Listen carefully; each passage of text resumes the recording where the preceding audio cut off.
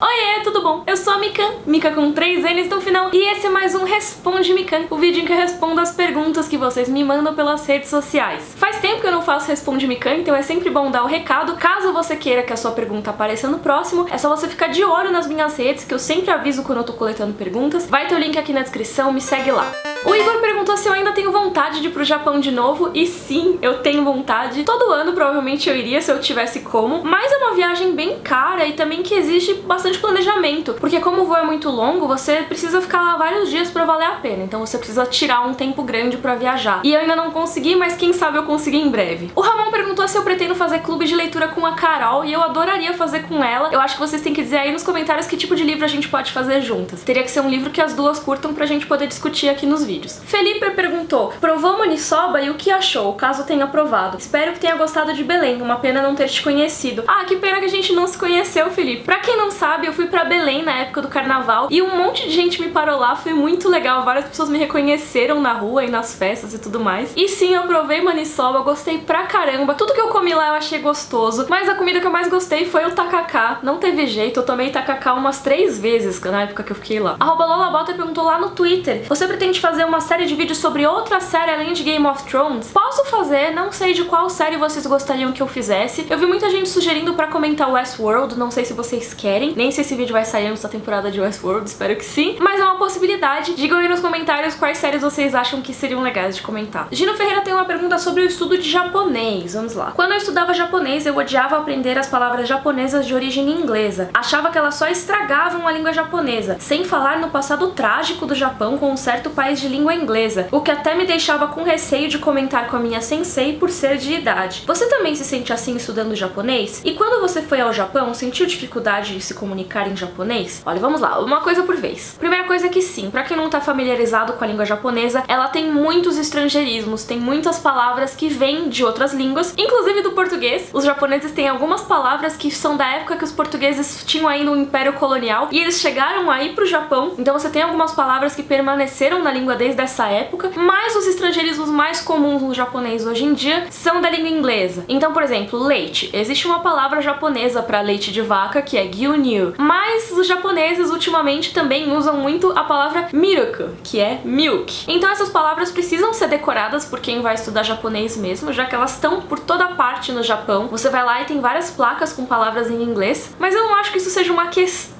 assim pra ficar ressentido e tudo mais, porque ok, o Japão com certeza tem uma história ruim com os Estados Unidos, mas eu não acho que esse uso de estrangeirismos tenha tanto a ver com isso assim. É lógico que ser colonizado faz uma diferença, mas pensa na gente, a gente no português também usa muitos estrangeirismos, muitos que vêm do francês, por exemplo, abajur, ou mesmo do próprio inglês. Você vai e chama seu amigo de brother, ou alguém fala que tal coisa é top, isso também é um estrangeirismo, e por mais que a gente não tenha sido colonizado fisicamente, que nem o Japão foi ocupado no pós-guerra, a gente é colonizado pela cultura americana, a gente consome muito a cultura americana. Então eu acho que mesmo se o Japão não tivesse tido esses problemas do pós-guerra, a língua japonesa teria estrangeirismos. Agora, quanto a eles serem difíceis e chatinhos de aprender, realmente, porque não basta você saber inglês, já que muitas vezes a pronúncia e o significado vai ser diferente do que o da língua inglesa. É estranho, mas por exemplo, Rimokon, que é uma palavra japonesa que quer dizer controle remoto, mas na verdade é uma abreviação de Remote Control. Gabriele P pergunta: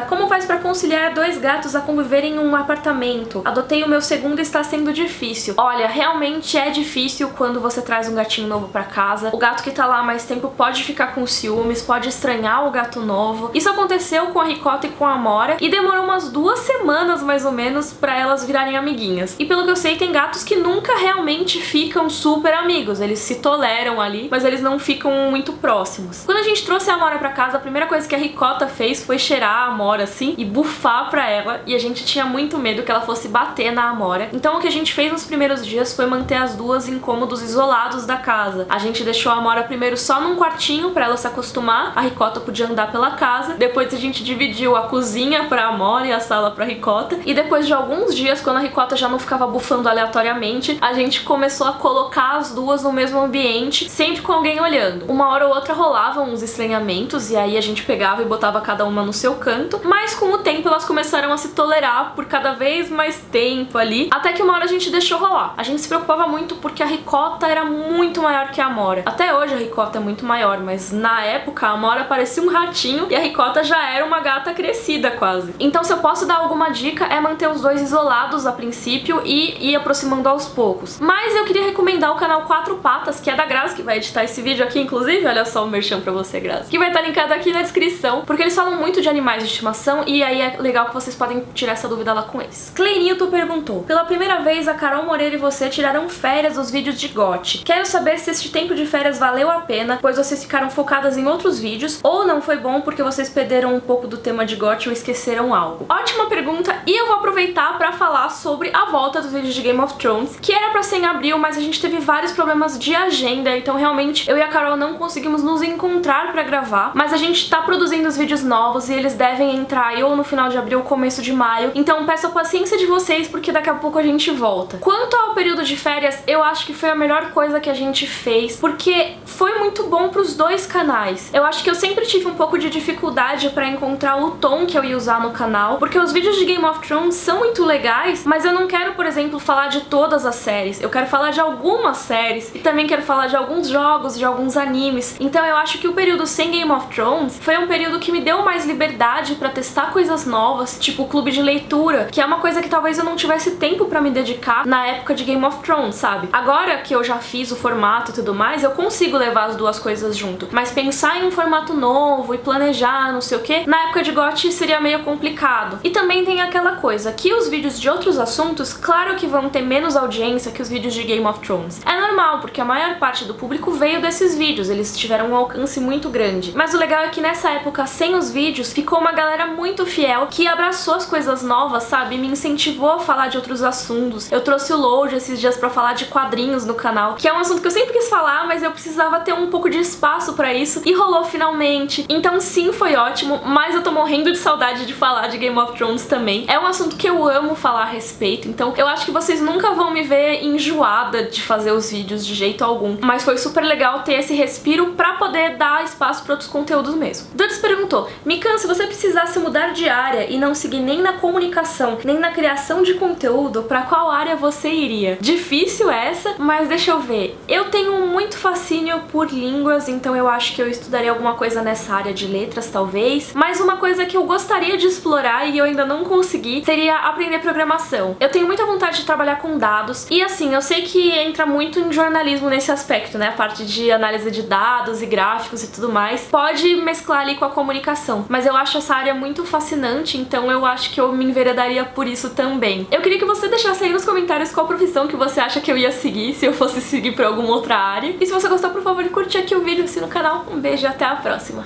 Tchau!